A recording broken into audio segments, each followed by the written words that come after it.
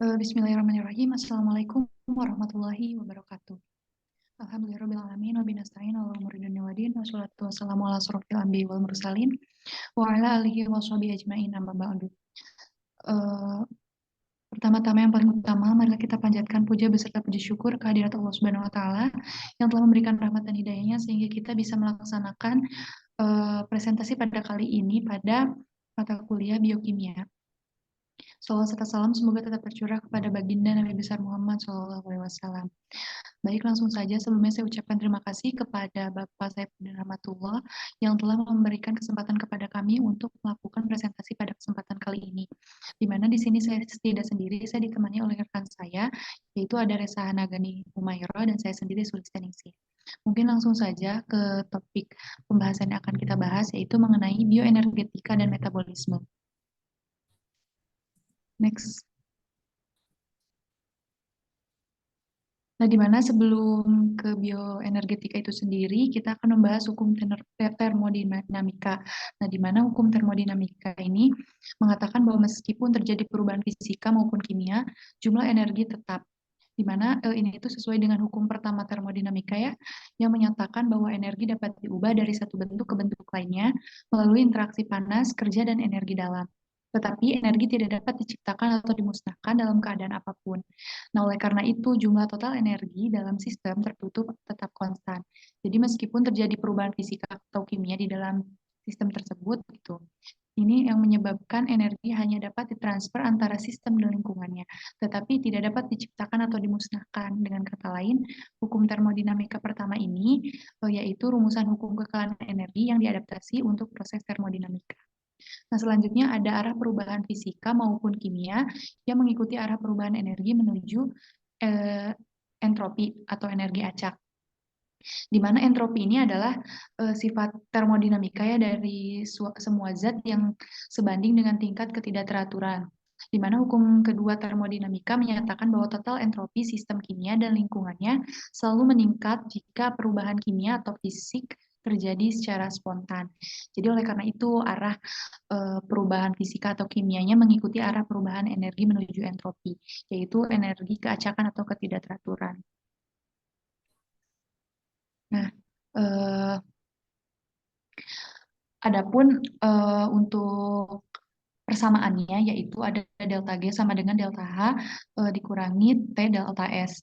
Di mana ini adalah sifat termodinamika gitu ya yang menggambarkan perilaku satu sistem. Di mana untuk delta G ini adalah perubahan energi bebas Gibbs, delta H adalah perubahan entalpi, dan delta S adalah perubahan entropi. Di mana perubahan energi bebas Gibbs ini atau delta G ini merupakan ukuran energi yang tersedia untuk melakukan pekerjaan yang berguna dalam suatu sistem pada suhu dan tekanan konstan. Di mana nantinya jika delta G bernilai negatif menunjukkan bahwa suatu reaksi spontan, sedangkan delta G nanti hasil akhirnya itu positif menunjukkan bahwa suatu reaksi itu tidak spontan. Jadi next. Nah, ada energi untuk sel, di mana energi panas tidak dapat dimanfaatkan oleh sel. Nah, ini terjadi karena sel itu bekerja dengan memanfaatkan teori cahaya ya sebagai partikel, di mana cahaya yang baik itu tampak maupun tidak tampak dapat diubah menjadi listrik. Energi bebas yang dimaksud di sini adalah energi yang tersedia gitu untuk melakukan kerja, seperti kerja kinetik atau energi potensial. Di mana dalam termodinamika, energi bebas didefinisikan sebagai energi yang tersedia untuk melakukan kerja pada suhu dan tekanan konstan. Nah, selanjutnya ada sel dapat memanfaatkan energi bebas. Jadi, kan energi Gibbs itu adalah suatu potensial termodinamika yang sangat dan dapat digunakan untuk menghitung kerja maksimum yang dapat dilakukan oleh sistem termodinamika pada suhu dan tekanan konstan. Jadi, dengan hal itu tuh sel dapat memanfaatkan energi bebas Gibbs ini dalam proses transformasi energi dalam sel, di mana energi bebas ini dihasilkan dari molekul nutrisi yang kaya akan energi. Energi bebas dapat digunakan untuk melakukan kerja mekanik atau menghasilkan energi listrik. Next. Nah, adapun perpindahan elektron yang menghasilkan energi. Di sini dapat dilihat ya dari gambarnya dalam rangkaian percobaan seperti yang tergambar di yang ada di samping itu ada jembatan garam yang ada pada sel tersebut, di mana itu tuh fungsinya untuk menghubungkan dua elektroda yang terletak pada dua larutan elektrolit yang berbeda. Nantinya itu eh, di mana elektronnya itu akan mengalir dari elektroda yang memiliki kecenderungan untuk melepaskan elektron ke elektroda yang memiliki kecenderungan untuk menerima elektron melalui kawat eksternal yang ada pada gambar. Nah, ketika elektron berpindah dari anoda ke katoda, nah energi akan dilepaskan dalam bentuk arus listrik.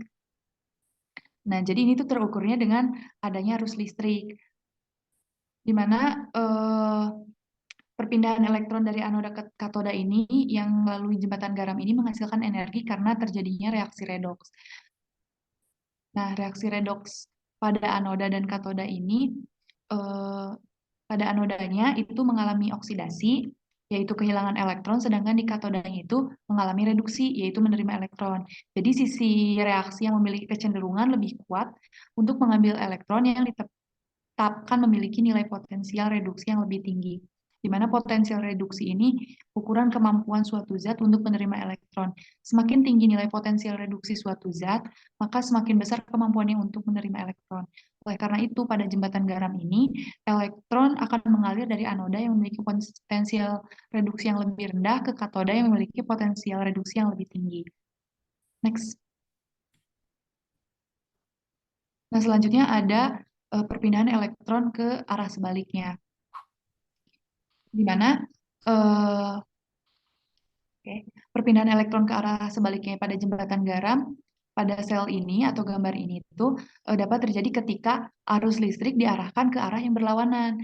Nah, biasanya proses ini itu disebut dengan reverse electron transfer, di mana selama reverse electron transfer ini terjadi, ion-ion pada jembatan garam akan berpindah ke arah yang berlawanan untuk mempertahankan keseimbangan muatan pada kedua elektroda.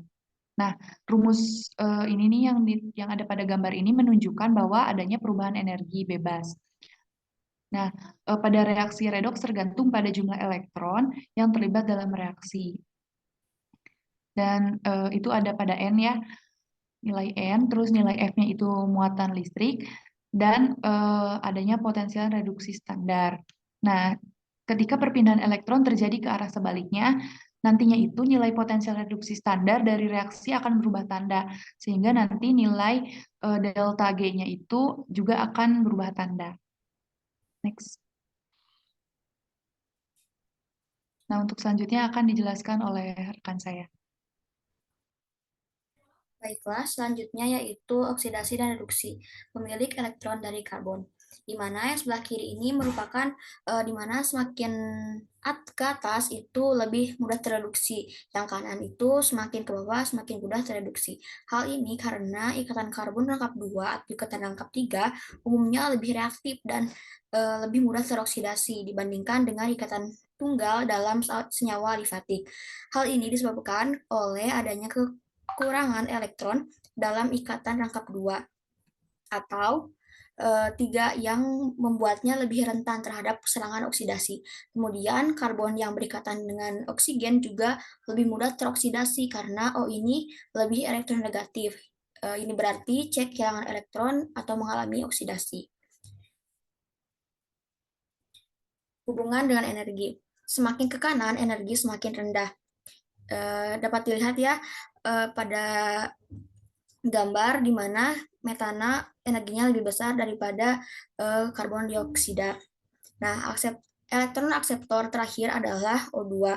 Kemudian semakin tereduksi karbon atau senyawa, semakin besar energi yang dilepaskan pada saat dioksidasi. Kemudian,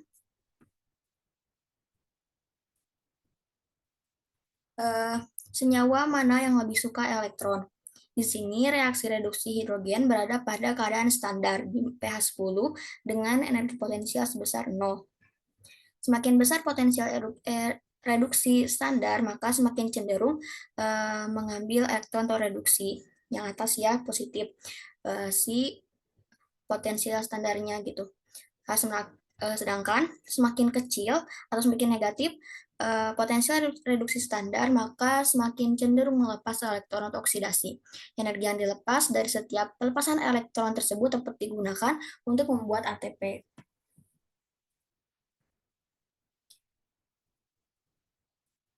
Nah, kemudian bagaimana elektron ditransfer antar molekul?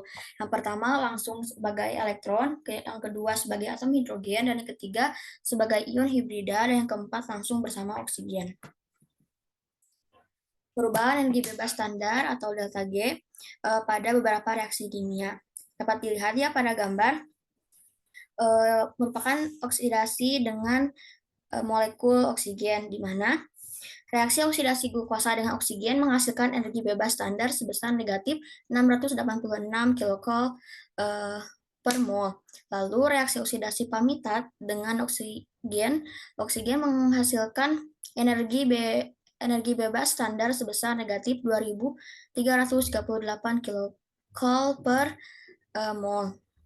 Nah, energi bebas Gibbs negatif ini menunjukkan bahwa reaksi ini bersifat eksotermik, yaitu energi dilepaskan selama reaksi. Energi bebas Gibbs negatif ini kemudian digunakan untuk masuk energi yang dibutuhkan oleh sel. Dianggap berenergi tinggi bila delta G kurang dari negatif 25 kJ per mol. Dan berenergi sedang bila delta G kurang dari 5 sampai delta G min 5 sampai min 25 kJ per mol. Lalu nutrien dan energi.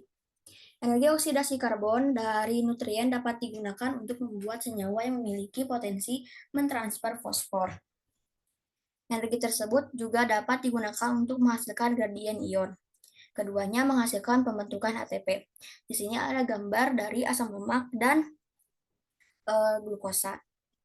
Nah, di mana keduanya itu menghasilkan pembentukan ATP. Nutrien ini menjadi sumber utama energi bagi tubuh manusia, seperti karbohidrat, lemak, dan protein. Ketika tubuh mencerna dan mengolah nutrien ini, melalui proses metabolisme, energi yang terkandung di dalamnya dilepaskan dan digunakan oleh sel-sel tubuh. Glukosa dan asam lemak adalah dua sumber energi utama dalam tubuh manusia. Glukosa lebih sering digunakan untuk energi instan, sementara asam lemak adalah sumber energi yang padat dan digunakan dalam jangka waktu yang lebih lama. Penggunaan keduanya tergantung pada kondisi tubuh dan kebutuhan energi. Selain itu, glukosa juga berperan dalam pengaturan metabolisme lemak. Ketika glukosa tersedia dalam jumlah yang cukup, tubuh cenderung menggunakan glukosa sebagai sumber energi dan menyimpan asam lemak sebagai cadangan lemak. Sebaliknya, jika pasokan glukosa terbatas, tubuh akan mengaktifkan jalur metabolisme lemak untuk memecahkan lemak sehingga asam lemak akan menghasilkan energi.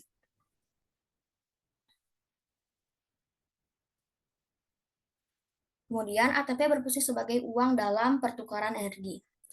Senyawa berfosfor dengan energi tinggi yang terbentuk selama katabolisme. Kemudian sebagai senyawa yang dapat mengaktifkan senyawa lain untuk transformasi kimia selanjutnya. Senyawa kaya energi yang stabil secara kinetika memiliki potensi mentransfer gugus intermediate dan penerima gugus intermediate sangat beragam. Kemudian mengubah senyawa berenergi rendah menjadi reaktif. Nah, di sini adalah hidrolisis ATP merupakan cara mentransfer gugus. Hidrolisis ATP yang mendorong reaksi A sebenarnya adalah transfer gugus fosfat ke substrat membentuk senyawa antara B yang mengikat energinya. Nah, yang pertama itu glutamat dan ATP terikat pada enzim glutamin fosfat, yang dimana ATP ini berfungsi sebagai donor gugus fosfat. Gugus fosfat dari ATP ditransfer ke gugus karboksil pada glutamat, membentuk fosforilasi glutamat. Proses ini menghasilkan ADP dan glutamat dengan gugus fosfat terikat. Selanjutnya, air terlibat dalam reaksi dan memecahkan ikatan fosfat yang terikat pada glutamat. Hal ini menghasilkan fosfat anorganik atau PI dan glutamin. Glutamin terbentuk dapat digunakan sebagai sumber nitrogen yang penting dalam berbagai proses metabolik dalam tubuh.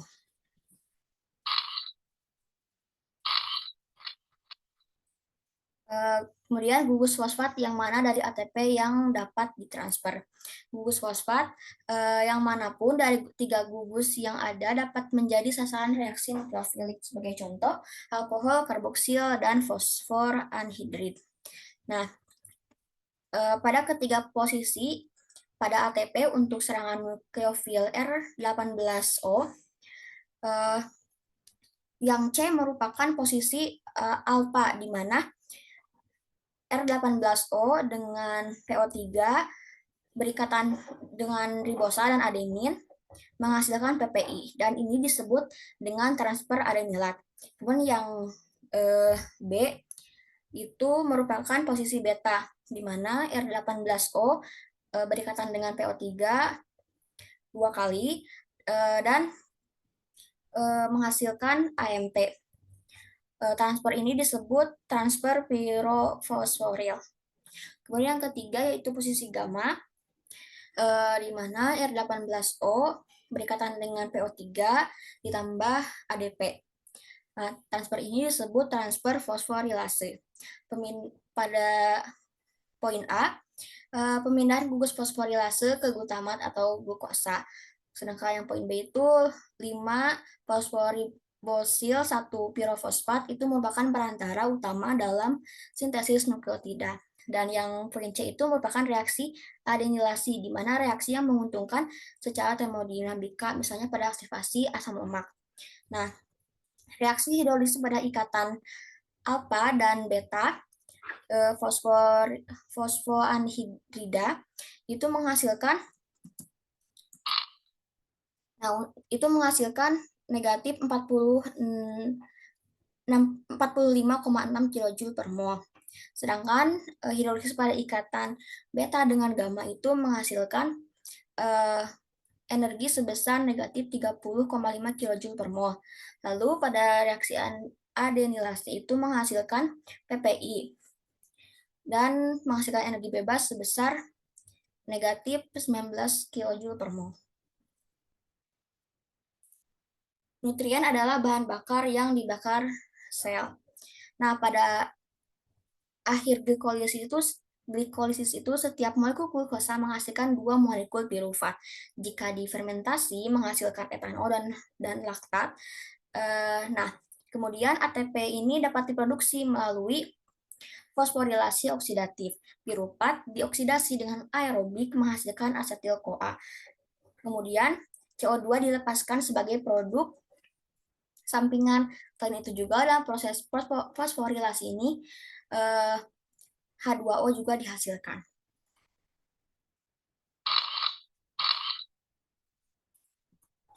Kemudian langkah awal pembakaran glukosa atau glikolisis. Setengah awal dari jalur 10 langkah adalah pemecahan glukosa yang berkarbon 6 menjadi 2 senyawa berkarbon 3, membutuhkan energi 2 ATP. Setengah reaksi adalah langkah penantaan dan oksidasi senyawa berkarbon 3 menghasilkan pirufat 4 ATP dan senyawa pereduksi atau reducing power sebanyak 2 NADH.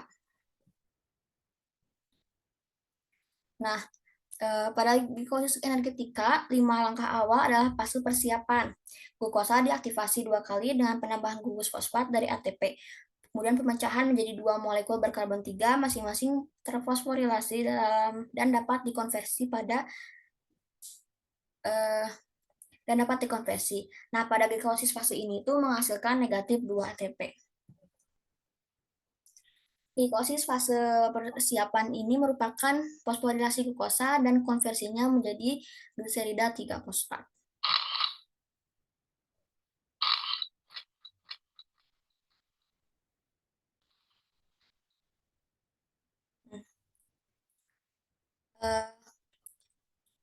Ini merupakan nama-nama enzim yang terjadi pada proses glikolisis, di mana glukosa bereaksi dengan ATP dibantu dengan enzim heksokinase menghasilkan glukosa 6-fosfat dan ADP. Kemudian direaksikan dengan enzim fosfoheksosa isomerase menghasilkan fruktosa 6-fosfat. Kemudian direaksikan dengan ATP dibantu dengan fosfofruktokinase menghasilkan fruktosa 1,6 bifosfat, dan ADP. Setelah itu, reaksi kondensasi aldol ini menyebabkan terpecahnya 6 karbon gula pada fruktosa 1,6 bisfosfat menjadi 2 molekul dengan 3 karbon masing-masing, yaitu gliseraldehida fosfat atau GAP dan dihidroksiaseton fosfat atau DHAP. Setelah itu direaksikan dengan tiose fosfat dan selanjutnya akan masuk ke eh, tahap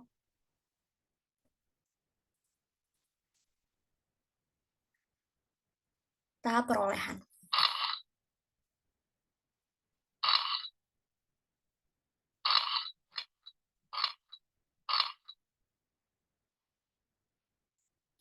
Nah, kemudian kecepatan setiap langkah sama.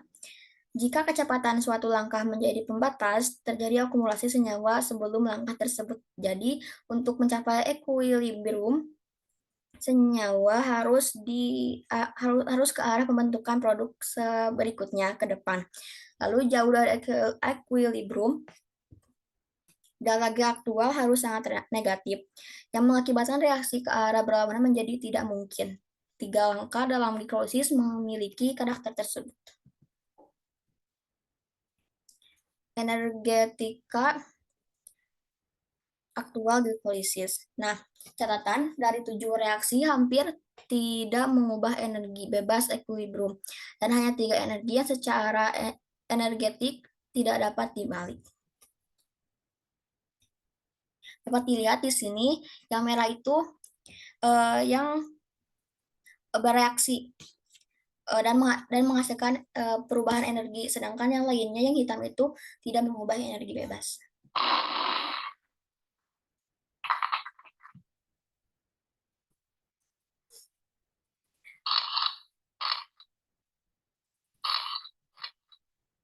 Kemudian pembebasan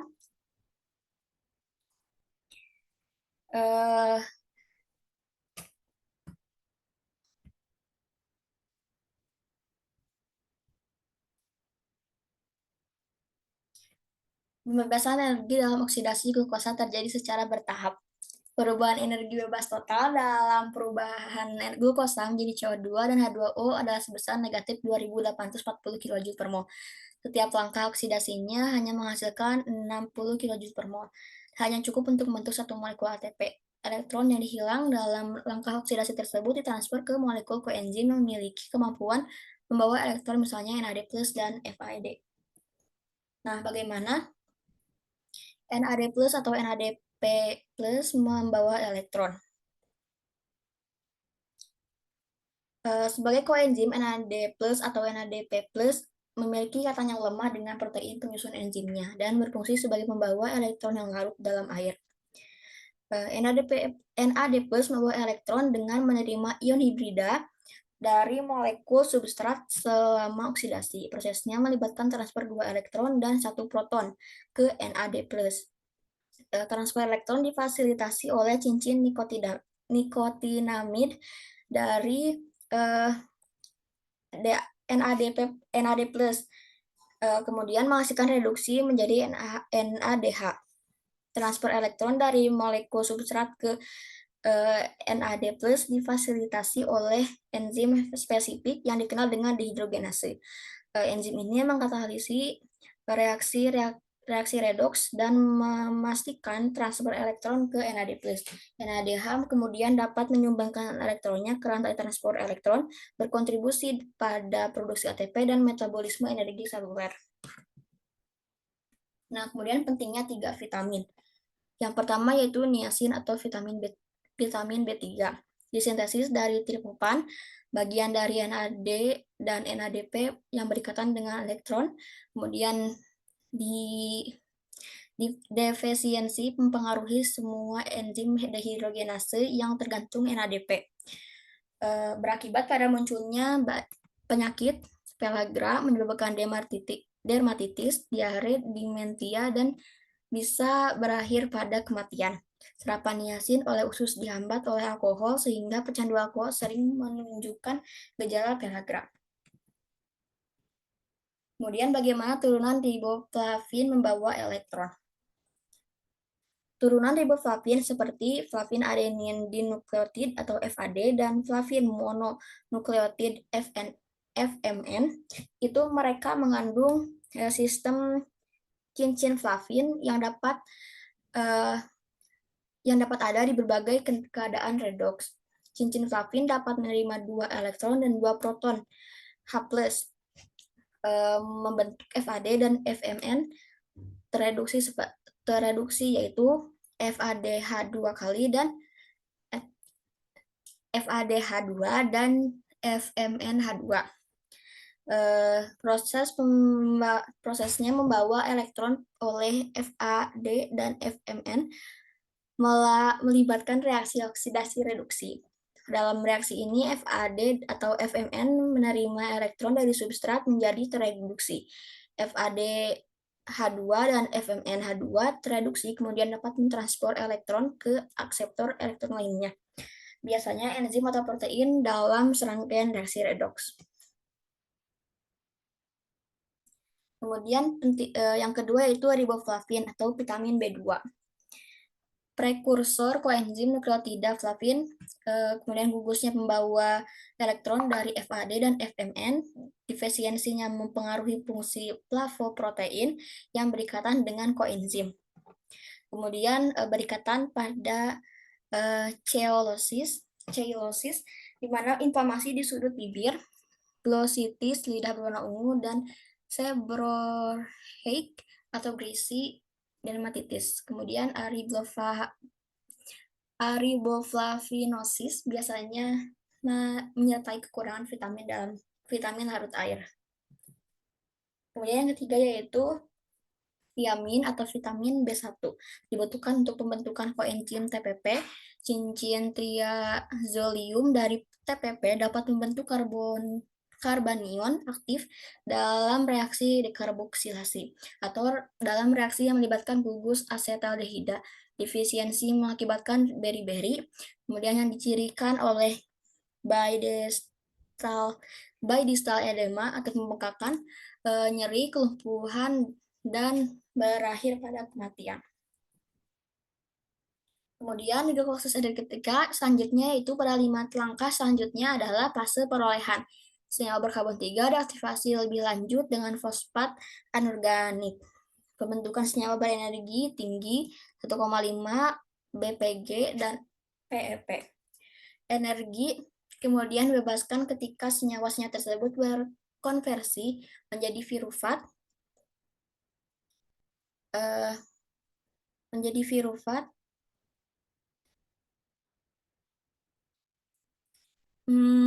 oleh enzim pirufat kinase. 4 ATP ditambah 2 NADH. Jadi pada skor akhir itu menghasilkan positif 2 ATP dan positif 2 NADH.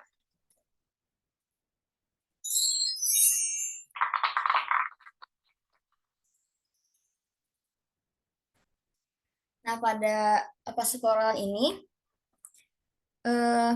gliseraldehida itu gliseraldehida 3 fosfat bereaksi dengan NAD+ dan fosfat anorganik dibantu dengan enzim gliseraldehida 3 fosfat dehidrogenase menghasilkan 1,3 bifosfoglycerat dan 2 NADH serta hidrogen. Kemudian direaksikan dengan ADP dibantu dengan enzim fosforgliserat. Fosforgliserat kinase menghasilkan 3 fosforgliserat dan 2 ATP. Lalu dibantu dengan fosforgliserat mutase untuk mengkonversi menjadi 2 fosforgliserat. Setelah itu direaksikan dengan enzim enolase menghasilkan fosfoenol piruvat dan H2O.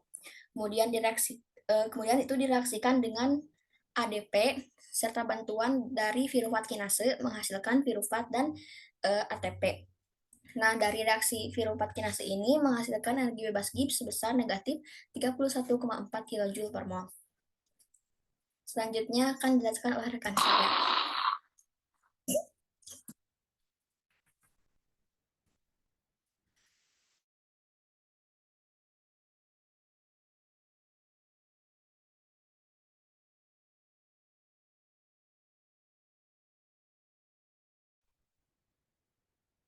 Oke, boleh di next.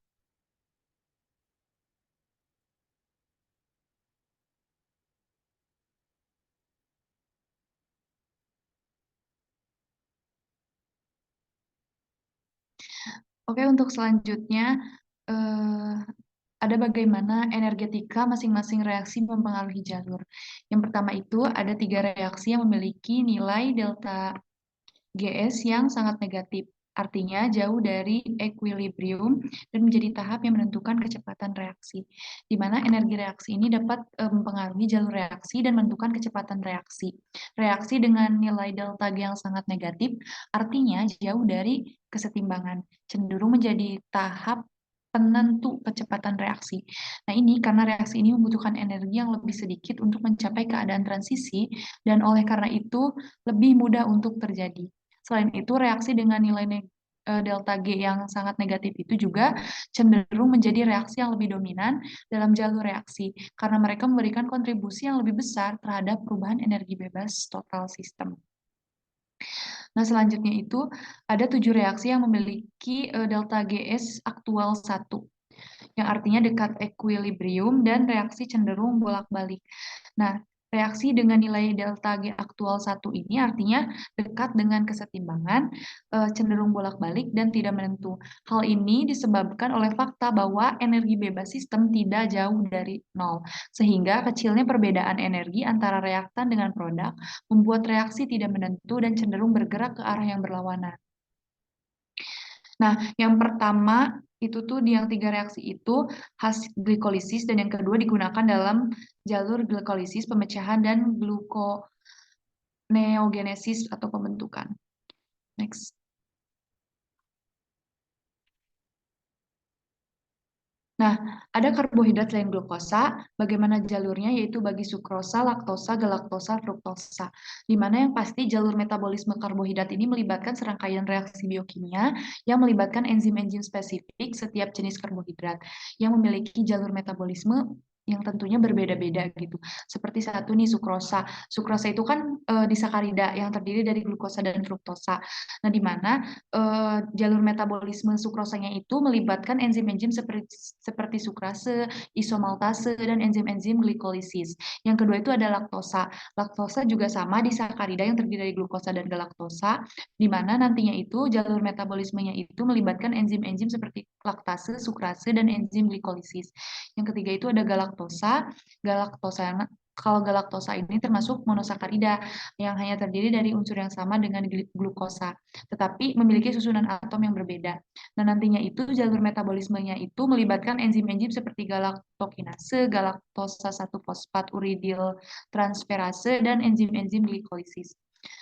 Nah, untuk fruktosa sendiri itu sama monosakarida yang memiliki jalur metabolisme yang berbeda dengan glukosa dan galaktosa, di mana fruktosa ini diubah menjadi senyawa intermediate di hati sebelum digunakan menjadi sumber energi oleh sel-sel tubuh, di mana jalur metabolisme fruktosa ini melibatkan enzim-enzim seperti fruktokinase, aldolase B, dan enzim-enzim glikolisis. Lalu bagaimana jalur bagi polisakarida? Boleh diteruskan. Nah, ada sebelumnya. Nah, ada pati dan selulosa. Nah, pati itu sendiri kan polisakarida. Dia itu terdiri dari glukosa. Nah, nantinya itu sama, dia juga mengikuti jalur metabolisme pati sendiri yang melibatkan enzim-enzim seperti amilase, maltase, dan enzim-enzim glikolisis. Dan untuk selulosa sendiri juga polisakarida yang terdiri dari glukosa, tetapi memiliki ikatan yang lebih kuat daripada pati. Jadi oleh karena itu selulosa itu tidak dapat dipecah oleh enzim manusia. Nantinya itu jalur metabolisme selulosa itu melibatkan enzim-enzim seperti selulase dan enzim-enzim glikolisis. Boleh next. Nah, di sini ada penyuplai glukosa ke glikolisis. Di mana glukosa itu kan penyuplai utama ke jalur glikolisis dalam metabolisme karbohidrat ya. Nah, selain glukosa, senyawa intermediat lain juga seperti fruktosa dan galaktosa juga dapat memasuki jalur glikolisis ini gitu. Tapi harus diubah dulu menjadi senyawa intermediat yang dapat dipecah oleh enzim-enzim glikolisis. Di mana jalur masuknya itu ada jalur masuk monosakarida di mana nanti yang monosakarida itu ada selain glukosa, monosakarida lainnya juga seperti fruktosa, galaktosa, tadi kan juga bisa memasuki jalur metabolisme karbohidrat ya, di mana jalur metabolismenya itu melalui jalur fruktosa, yang sedangkan galaktosa masuk ke jalur metabolisme yang jalur galaktosa juga.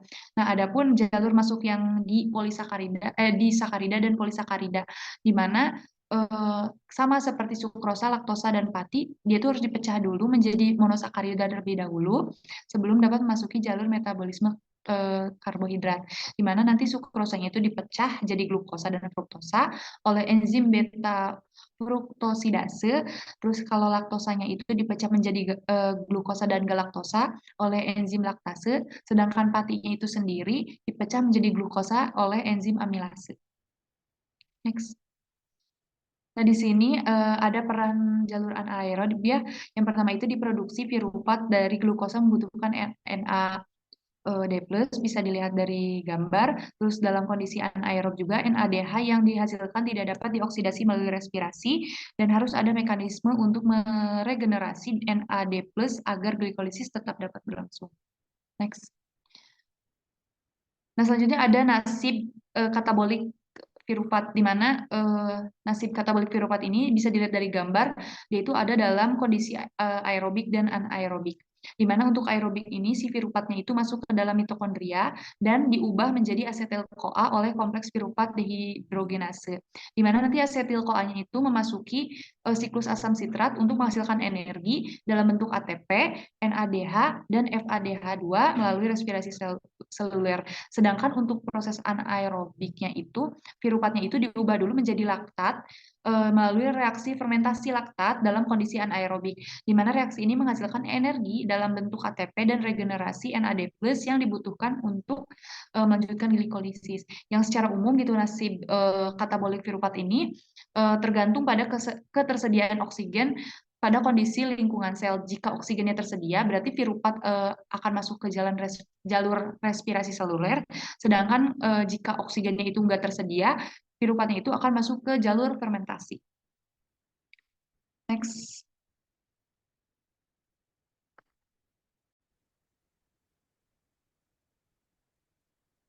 Oke, baik, selanjutnya ada jalur metabolik dan energi, di mana nutrien berenergi biasanya tingkat oksidasinya itu rendah atau bentuknya tereduksi. Contohnya itu lemak, di mana nutrien berenergi seperti lemak ini memiliki tingkat oksidasi yang rendah atau dalam bentuk tereduksi, di mana lemak ini dapat mengalami oksidasi, di mana ada ketengian oleh enzim dan ketengian pada ikatan rangkapnya dari lemak tak jenuh biasanya. Nah, nutrien berenergi seperti lemak ini dapat dioksidasi untuk menghasilkan energi dalam bentuk ATP melalui jalur metabolisme yang melibatkan enzim-enzim spesifik, di mana nantinya itu asam lemak yang menjadi komponen utama dari lemak dihasilkan dari karbohidrat melalui jalur metabolisme yang melibatkan glikolisis dan dekarboksilasi oksidatif, di mana asam lemak tak jenuh dapat mengalami perubahan kimia yang dikenal dengan autooksidasi, yang memerlukan oksigen dan dipercepat dengan adanya logam renik, di mana proses ini juga dapat mempengaruhi kualitas lemak dan daya simpannya. Di mana untuk selanjutnya itu nanti hasil akhir yang habis energinya itu memiliki tingkat oksidasi tinggi, bentuknya itu teroksidasi. Dan contohnya itu ada CO2 atau karbon dioksida, di mana biasanya hasil akhir yang habis energinya itu terjadi pada respirasi seluler, di mana oksigen itu terlibat sebagai reaktan bersama dengan bahan bakar organik dan akan menghasilkan air, karbon dioksida, serta produk yang energi utama itu ATP, di mana dalam tahapan siklus Krebs biasanya satu senyawa glukosa akan menghasilkan 4 buah karbon dioksida. Nah, untuk selanjutnya ada NADH dan FADH2, yaitu senyawa reduksi yang sangat yang dapat mengubah prekursor berenergi rendah menjadi makromolekul, di mana NADH dan FADH2 ini adalah senyawa pereduksi yang dihasilkan selama jalur metabolisme karbohidrat, lemak, dan protein.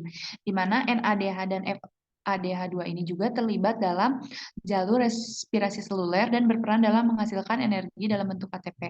Selain itu juga ia mengalami oksidasi pada rantai transport elektron di dalam mitokondria dan menghasilkan gradien elektrokimia yang digunakan untuk menghasilkan ATP.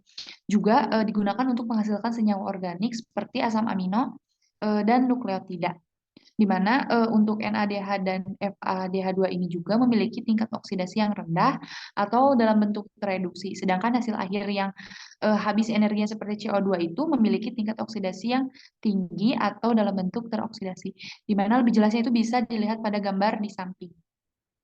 Next.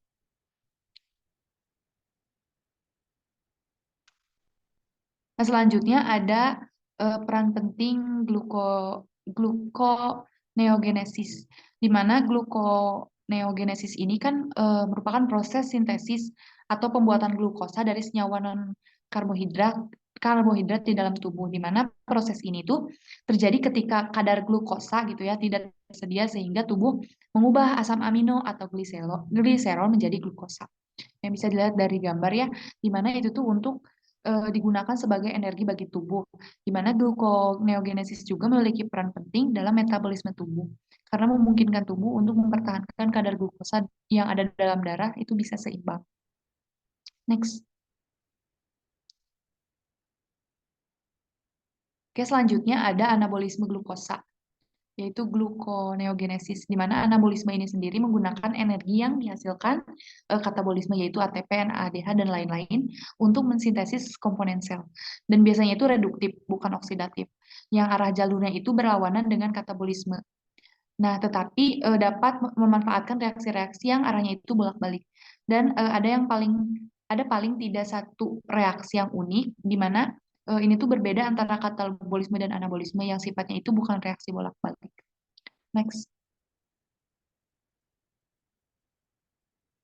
Nah, adapun tahap-tahap penting dalam glikolisis ya.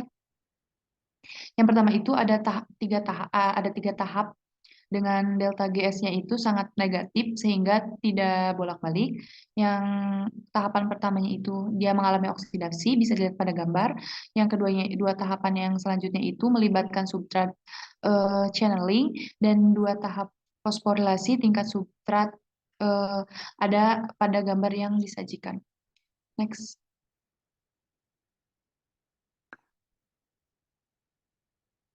Nah, selanjutnya ada dari di mana dosis memiliki tiga tahap irreversibel 1, 2, 3 yang bisa dilihat di gambar ya yang berwarna merah. Di mana selanjutnya itu glikoneogenesisnya itu membipas ketiga tahap tersebut dengan tiga reaksi yang unik bagi pembentukan yang juga irreversibel yang akan dijelaskan pada slide selanjutnya. Next.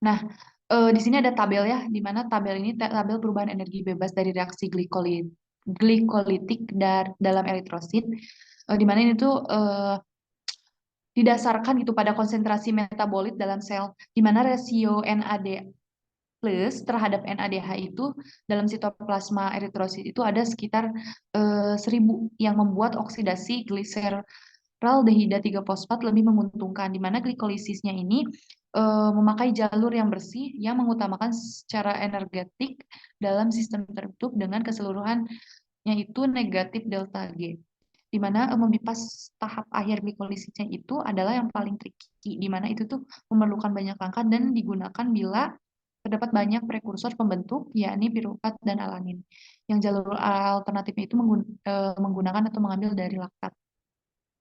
Next. Oke, yang pertama ada gluconeogenesis pada bipas 1. Jadi pada gluconeogenesis bipas 1 ini melibatkan konversi piruvat ya menjadi PEP oleh piruvat karboksilase dan PEPCK yang melewati reaksi yang dikatalis oleh piruvat kinase dalam glikolisis. Bisa dilihat dalam gambar di mana bipas ini tuh diperlukan karena reaksi yang dikatalis oleh piruvat kinase sangat eksergonik dan pada dasarnya itu tidak dapat diubah gitu. Nah, ada bipas fosfofruktokinase 1 dalam glikolisis juga penting ya dalam gluconeogenesis dan dikendalikan oleh eh, FB fase 1 yang secara allosterik dihambat oleh AMP. Di sini juga ada defosforilasi glukosa 6 fosfat yang menjadi glukosa. Itu tuh langkah lain yang melewati langkah glikolisis irreversible dalam gluconeogenesis, di mana piruvat yang ada dalam mitokondria ini dapat berasal dari alanin di dalam, piruvat di luar, dan laktat di luar. Yang kebutuhan NADH di luar dan ketersediaan laktat ini yang menentukan jalur yang digunakan untuk asetat nantinya yang ada di dalam. Di mana di sini ada catatan bahwa ada 2 pasang isozim di luar atau di dalam mitokondria. Next.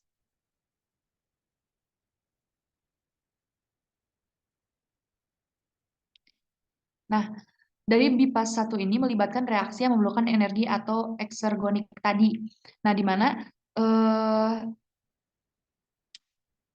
karboksilasi piruvat dalam mitokondria ini itu tuh tujuannya untuk menghasilkan oksalasetat. Nah, di mana oksalasetat ini didekarboksilasi dan difosforilasi menggunakan GTP untuk menghasilkan PEP. Nah, meskipun delta G-nya itu reaksinya hanya plus 0,9 kilojoule per mol, di mana delta G aktualnya itu di dalam sel adalah negatif 25 kilojoule per mol, di mana reaksi ini tidak dapat balik.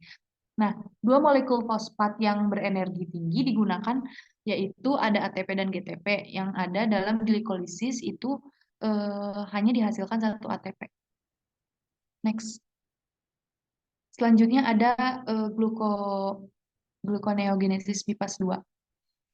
Di mana pada bipas 2 gluconeogenesis ini melibatkan konversi fruktosa 1,6 bifosfat menjadi fruktosa 6 fosfat dan fosfat anorganik oleh fruktosa 1,6 bifosfat. Di mana bipas ini diperlukan karena reaksi yang dikatalisnya itu oleh fosfofruktokinase 1 dalam glikolisis itu sangat eksergonik juga.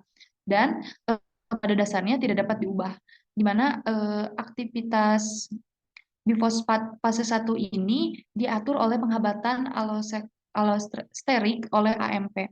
Jadi ketika kadar AMP-nya tinggi dan kadar ATP-nya rendah, maka bifosfat fase 1-nya itu dihambat yang memperlambat gluconeogenesisnya juga. Bisa dilihat pada gambar di mana proses ini tuh dikatalis oleh fruktosa 1,6 bifosfat yang menghidrolisis fosfat di atom C1-nya. Next. Nah, selanjutnya ada gluconeogenesis bipas 3. Nah, kalau di bipas 3 ini, dia tuh melibatkan defosforilasi glukosa 6 fosfat menjadi glukosa, di mana bipas ini diperlukan karena reaksi yang dikatalis oleh heksokinase atau glukokinase dalam glikolisis sangat eksergonik juga, dan pada dasarnya tidak dapat diubah, di mana defosforilasi glukosa 6 fosfat menjadi glukosa ini dikatalis oleh glukosa 6 fosfatase yang terletak di retikulum endoplasma sel hati dan ginjal. Di mana dalam reaksinya itu dikatalis si glukosa 6 fosfatnya yang menghidrolisis fosfat di atom C6-nya. Next.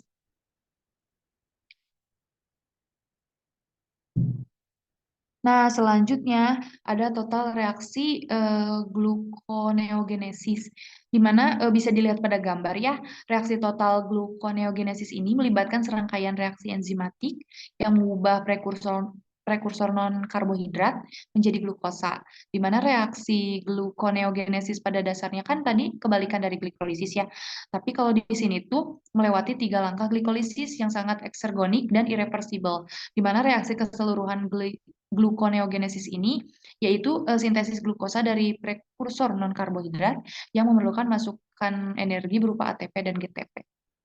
Next. Oke, untuk selanjutnya itu ada asal karbon untuk mensintesis glukosa, di mana semua asam amino kecuali leusin dan lisin serta senyawa antara dalam siklus Krebs ini dapat dikonversi menjadi virupat. Di mana semua asam amino kecuali tadi ya leusin dan lisin ini ternyata dapat ditunda menjadi virupat melalui reaksi transminasi dan deaminasi. Senyawa antara siklus Krebs ini juga dapat diikat menjadi virupat.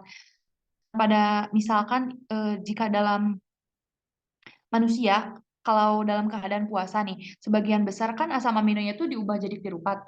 Nah, di senyawa siklus Krebsnya ini atau di asetil CoA-nya ini akan membentuk glukosa dan senyawa lain membentuk jalur si gluconeogenesis nantinya. Yang dimana si alanin dan glutamin ini ternyata sangat berperan dalam menentukan asal karbon untuk mensintesis glukosanya. Next.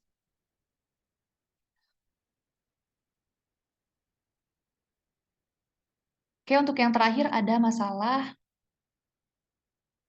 dengan dua jalur, di mana ada 3 langkah irreversibel dalam glikolisis maupun gluconeogenesis dalam delta G yang sangat negatif, di mana karena hal itu tuh masing-masing langkah dapat selalu di-on-kan atau dihidupkan dalam hal ini yang mengakibatkan tidak dihasilkannya produk dari kedua jalur kecuali terjadinya kehilangan ATP yang besar.